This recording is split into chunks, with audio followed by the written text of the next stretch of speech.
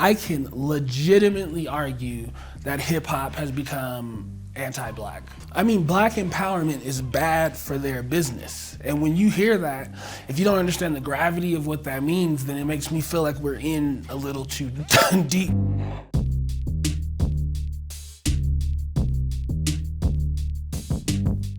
Hi, I am Old Man Saxon, rapper, educator, and founder of Healing Futures, a nonprofit program that helps children reimagine their future through music. This is my first episode of the evolution of the E.O.T.O, which is a series that will chronicle some of the findings and thoughts that I've had while working with children in this space. The first episode is about the evolution of the E.O.T.O. You see what you did there. First, if you don't know what the E.O.T.O is, it means opposition, right? I thought it meant opponent, but it doesn't. But someone who's going against you. And hip hop has always had a clear opposition, you know, someone to outshine or overcome. I mean, originally it was another MC, someone to show that you can rap better than lyrically. And then something really cool happened. Hip hop turned its vision a little bit larger. Started talking about external forces, the powers that be being the opposition. And I just find it a little interesting that right when that was happening, the E.O.T.O started to turn inward, and now the E.O.T.O is just you and me. The narrative of the E.O.T.O is also now intertwined with violence. I mean, as a person who's currently working with kids, former professor at the Musicians Institute in Los Angeles, I've also seen how this violence in hip hop has evolved to be more than about respect, but into something more dangerous. And that's why I'm making this video, to better understand what this E.O.T narrative is and how we can take control of it going forward. In the beginning, the first E.O.T was another rapper, right? And when you look at some of the earliest battles, one of them is Kool Moe Dee versus Busy Bee in Harlem World, 1981. Kool Moe Dee goes up and he battles Busy Bee, but you start to see in that battle, the E.O.T isn't necessarily Busy Bee, it's their talents are battling, right? Kool Moe Dee's like, hey, you might buy your rhymes, you know, you don't rock the crowd like me. That ba diddy, all goddamn shit, such a pity. You know, stuff like that, where in a way it is your talents battling. And honestly, that's like a really cool spiritual way of making music, right? I'm not gonna harm you, but I'm better than you. My talents are better than yours, right? So at this point, the E.O.T is about outclassing the opponent. Lyrical ability, artistry, your performance, right? That is what's battling. I think that's just really cool. But then something really amazing happened, right? We start to get socially conscious songs. What's arguably one of the first ones, and no, not the one you're thinking about, but Brother D, How We Gonna Help the Black Nation Rise, came out in 1980. This song reads more like a prophecy almost, like the Ku Klux Klan is training their kids in machine gun use and asking the important questions like, as you dippy dive and so socialize, how are you gonna make the black nation rise? And then the cool thing in that is they also give you the instructions of how to do it, right? You have to agitate, educate, organize. That's how we help the black nation rise. What an interesting, cool song that you've probably never heard of because it's socially conscious. Everyone wants to party, you know, let's get out of here. But I think the interesting thing in that, the understanding that, yeah, like we can party and everything, but we have this cool tool for political activation, and we should use it, right? And how are we going to do it? And we have to agitate, educate, organize. So let's just keep those three things in our head. Let's push them to the side, because now we go to that one song that you were thinking about, one of these first socially conscious songs that was a hit, The Message. That Melly Mel first verse reads almost like a horror movie. What are you talking about? Broken glass everywhere, man. People pissing on the stairs. Hey, stop pissing on the stairs, man. No. Hey, there's rats in your front room. Go in the back. There's roaches in the back. Go in the alley. All right, let's see what's happening. Oh my God! I mean, it's ridiculous. I mean, it's such a crazy song, right? When you really hear about it, and you get to educate people, and you see now that the op has evolved into the environment, right? The things around you aren't making me able to be the best person I can be.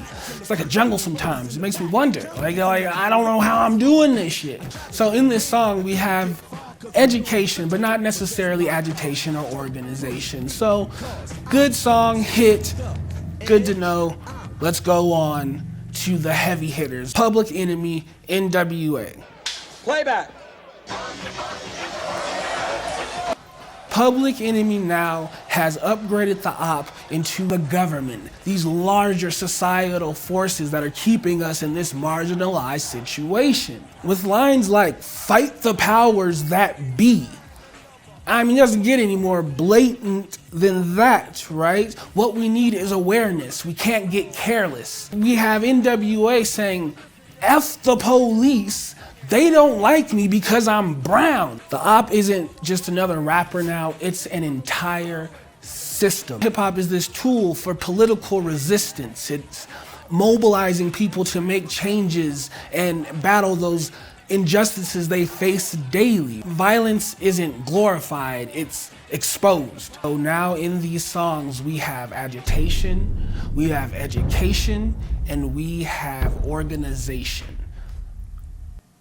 Interesting. And then before we move on to what the op turned into now, I think I want to go back in history so I don't sound too conspiratorial.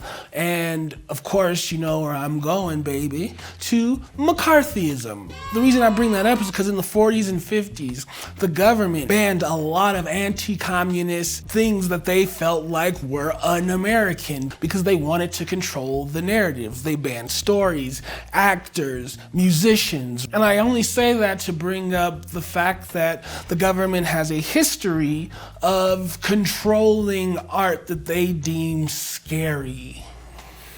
And also, tell me in the comments if you agree that rappers are the leaders of hip-hop culture, right? They're the orators. They're the ones that say the most and get the message out there, right? And I only bring that up to say COINTELPRO, the FBI, which we'll revisit that, but the FBI's program in the 60s that was made to actively disrupt Black organization, to the Black leaders, the orators, and tried to stymie them. I say all of that to kind of put into context the history of what America does with art and Black voices. Okay, cool. Push that to the side. Now, the conspiratorial part.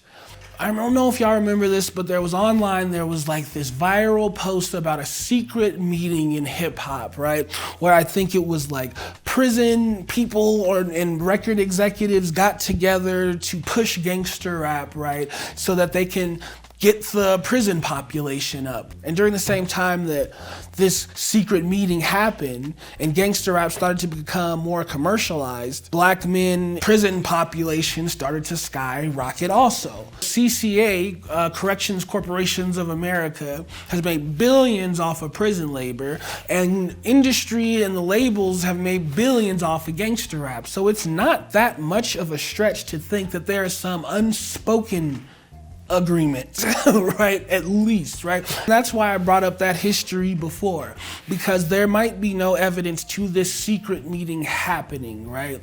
But there is a history of it. And so now let's move into what the op is now, a phrase coined in this generation, which is not meant to talk about external oppression or larger societal forces.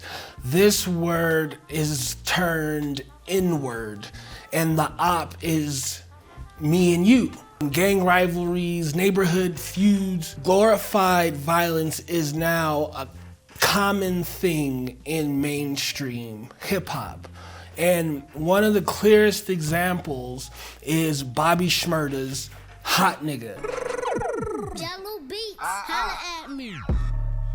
and Chewy on some hot nigga. My God. Just go count the times that he like mentions a gun or killing someone. This is what the song is about. It's either about him shooting someone, his friend shooting someone, or money. And having lazy sex, I mean, getting head till you pass out is not like a cool thing. Like, what do you mean? That's lazy sex.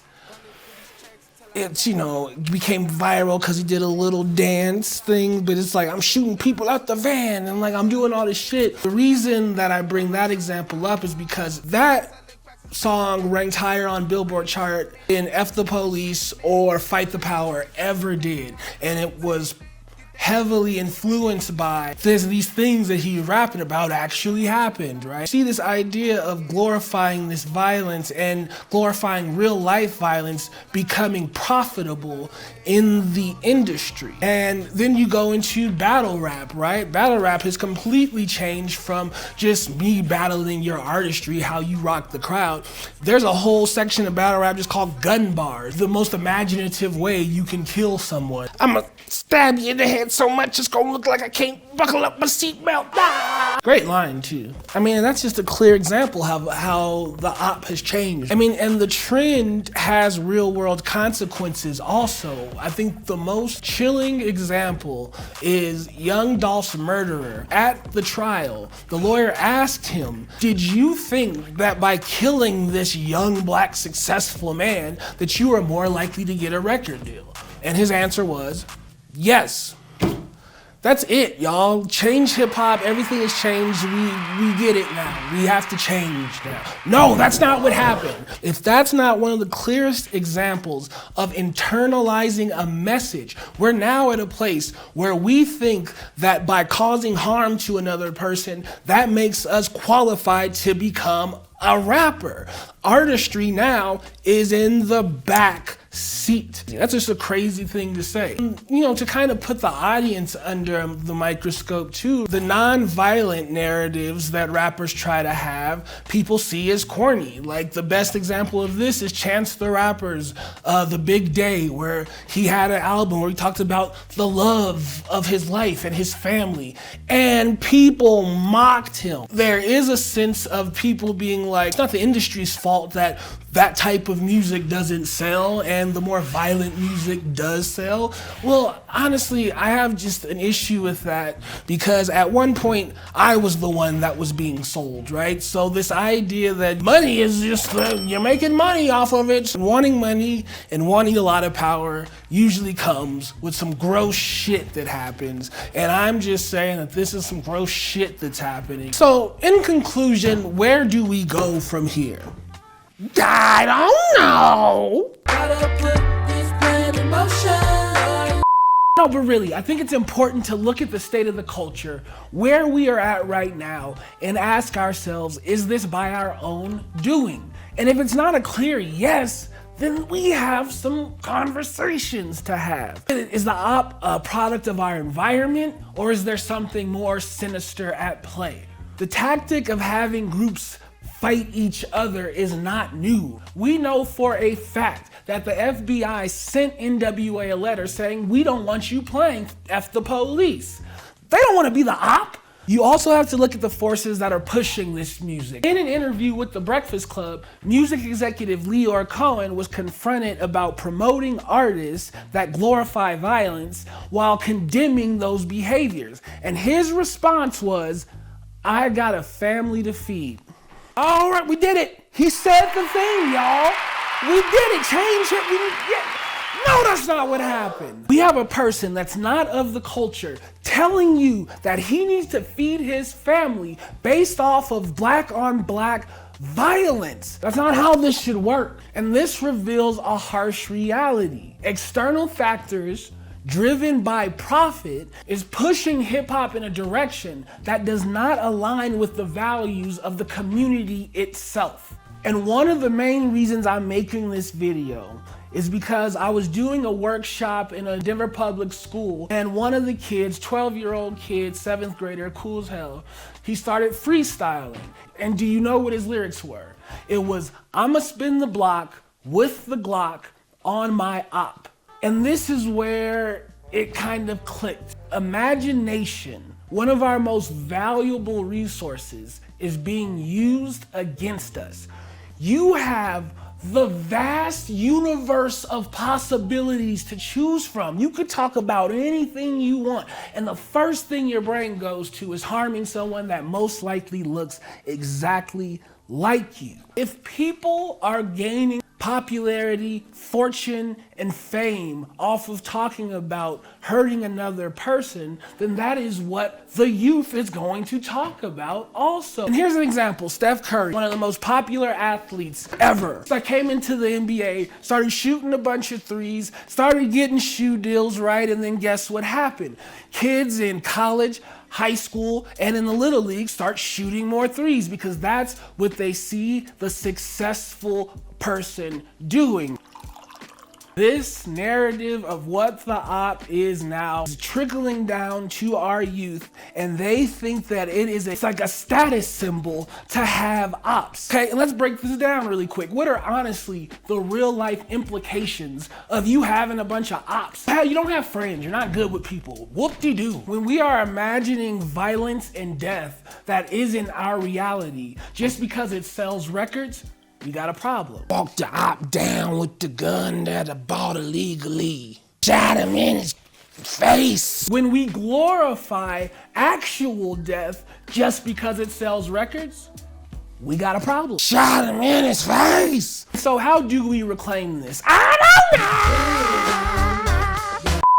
No, honestly, I think we have the power to shift the culture. And let's use this Brother D song as a reference. How are you gonna help the Black nation rise? You have to agitate, educate, organize. And these are important ingredients of a successful revolution. So agitate. As artists, we can redefine who the op is. When you think of that list of ops in your head, it's probably a bunch of people that look just like you. When the real op are the people creating laws, silencing your voices, and co-opting your imagination, all for profit. Collective thought cannot be underestimated also. If we can change our collective thought on who the opposition is and have it align more with hip-hop's original values, and in turn, anyone that is in hip-hop culture will have to ride with us.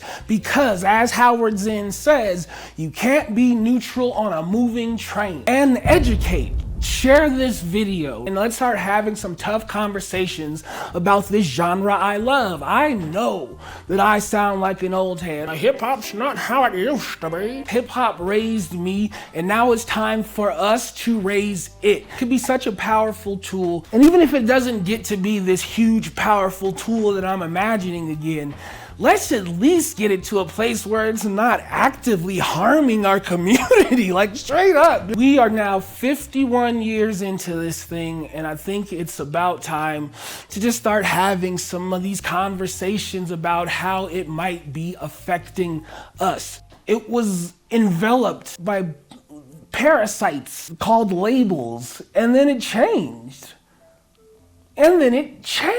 And organized. I run a nonprofit workshop called Healing Futures that was based around me going into schools and seeing that kids that listen to a certain type of hip hop do not see themselves into the future. So what I do is I go into these schools and we create music with these kids specifically about their future. We set goals, we imagine our future through music, and then by the end, these kids see themselves living further into the future than they did before. So if you are an artist, a mental health professional, an educator that feels like they can help with this program, please contact me in the link below. If you are a producer, please send me beats and know that they're going to a good cause. And if you want to donate, click the link below so we can get these kids some computers so they can start making beats at home on their own. I'm in 2 Denver public schools this semester that do not have libraries. And I would think on the ladder of importance of things you would want in a school, a library is pretty up there, but their funding is cut. And every week when I go to this school, the music teacher tells me, I don't have the money to pay you. It's the fact that they don't have libraries that I feel like they need more positive mentorship in their life. And so if you donate, you can get this program into more schools also. Future of the op will depend on if we can collectively break away from a narrative that profits off of our pain. It's really as simple as that. It's kind of as simple as that.